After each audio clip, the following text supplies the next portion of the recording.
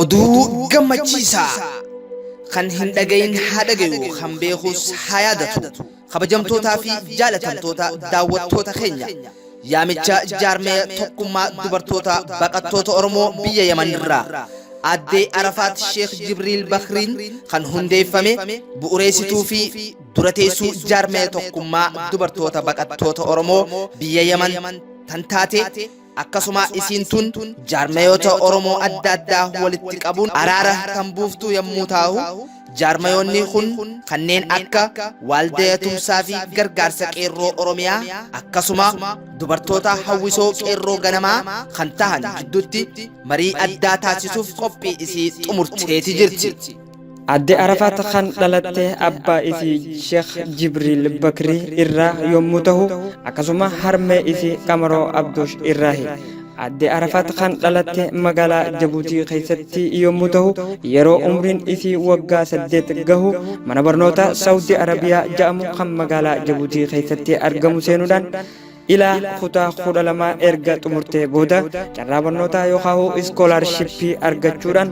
gara Yaman magaalaa Sanaa'aatti manni barnoota Saawudii Arabiyaa kun kan imalchiise yommuu ta'u bifa barnoota afaanii fi akkasuma afaan Arabaa fi akkasuma bifa barnoota herreegaatiin barnoota magaalaa Sanaa'a keessatti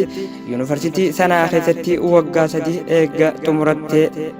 eebbifamte booda ilmaan Oromoo kan magaalaa Sanaa'a keessa jiraatan hunda akkasuma bifa afaan Oromoo fi afaan Arabaa fi akkasuma afaan Somaalee walitti firoomsuudhaan baqattoota biyya Yaman magaalaa Sanaa'a keessatti jiraatan dubartoota hunda rakkoo isaanii furuudhaan kan hojjechaa turte yommuu taatu akkasuma har'allee hojjechaa kan jirtu yommuu taatu itti fufuun isii ni yaadatama. Yoomsan qofa Adde Arafaat Sheekh Jibriil Bakrii dubaree hambaa seenaa dhalootaaf fakkeenya boonsaa hojjettee hojii tola ooltummaa ajaa'ibaa hojjechaa turtee fi hojjechaa jirtudha. Adde Arafaat Sheekh Jibriil Bakrii ogummaa qabduun hojii hawaasa Oromoo biyya Yamaniif hojjechaa turtee fi hojjechaa jirtu kan amma himnee fixuu dandeenyu miti. Qabsaa'otaa fi gootota Oromoo kanneen akka Sooressa Jaarraa Abbaa Gadaa yeroo inni lubbuun jirutti wareegama qaqqaalii kafalaa turtee fi ogummaa dandeettii qabduun Sooressaa fi mootummaa Yaman jidduu roga afaan hiikuutiin dandeettii afaanota hedduu dubbachuu waan qabduuf yeroo sanitti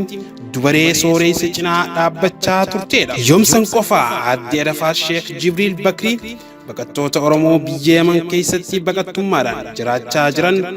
dagalee taatee fi guyyaa tokko osoo dadhabee hin je'in rakkoolee garagaraa kan baqattoota irra gahu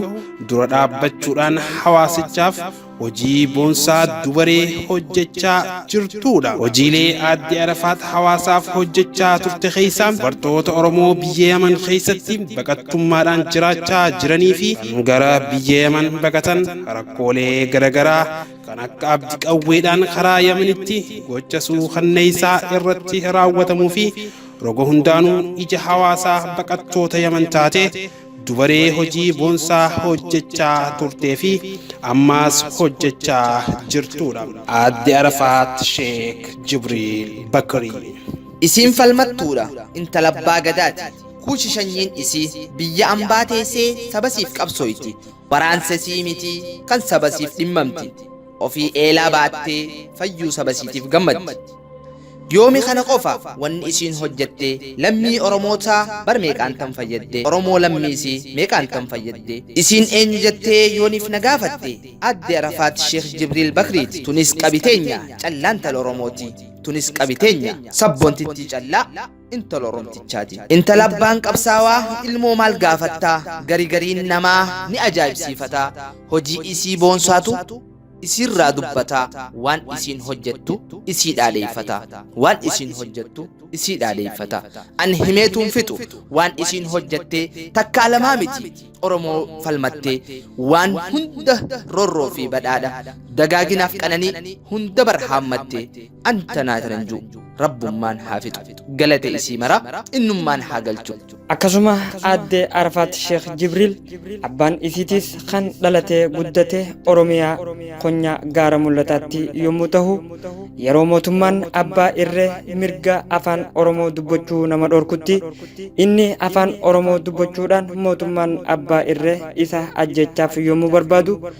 biyyarraa bahuudhaan dhaloota isaatiin biyyarraa baqate biyya abbaa isaa keessatti jiruu fi jireenya rakkate biyya Saudi Arabiyaatti baqate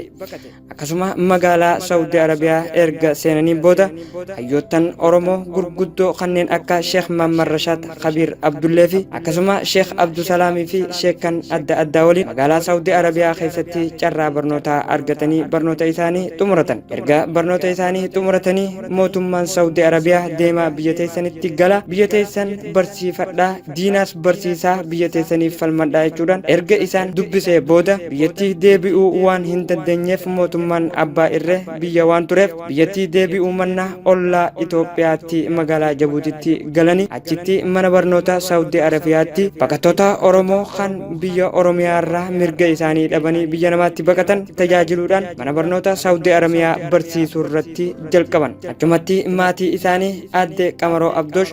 fuudhanii ilmaan horuu jalqaban erga ilmaan horatanii booda aadde Arafaat Sheekh Jibriil dhalatte aadde Arafaat erga barattee iskoolaarshiippii argatte booda dhaamsa adda addaa aadde Arafaatiif dhaamuu kan ture yommuu ta'u aadde Arafaat dhaamsa abbaa isii fudhachuudhaan ummata Oromoo lubbuu isii dura ummata Oromootiif dhimmamuu akka qabdu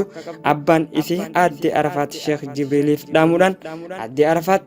dhaamsa abbaa isii fuudhuudhaan barnoota jabeeffatte yeroo namni barachuu hin dandeenyetti baratte magaalaa Sana'aa Yaman keessatti iskoolaarshiippii argatte jaami'aa Sana'aa xumurte kan jirtu yommuu ta'u isin bifa luqaa adda addaa afaan Somaalee fi afaan Arabaatiin kan hojjechaa ummata Oromoo tajaajila akkasuma rakkoo ummata Oromoo dura buutuu ta'uudhaan hojjechaa kan turte yommuu taatu arraas hojjechaati jirti. Jarmaya tokkummaa dubartoota baqattoota Oromoo Yaman haala yeroo ammaa kana ilaalchisee marii bal'aa waan qabaniif Oromoonni magaalaa Sana'aa keessa jiraatanii fi kanneen magaalaa Sana'aatti argamtan waamicha marii kanaa kabajanii Feebruwaarii 15 bara 2019 galma sooreessa jaarraa Abbaa Gadaa yookaan Salaatal Aziz Beeytal Mi'iyaaditti ganama sa'a 8 PM irraa hamma waaree boodaa sa'a 2 PM tti qophii teenya xumurree waan jirruuf waamicha lammummaa fi sabummaa wajjin akka irratti nuuf argamtan kabajaa fi jaalalaan isin afeerra. Odeeffannoo dabalataatiif lakkoofsi bilbilaa 734 ammallee 735 saddeet ammallee 7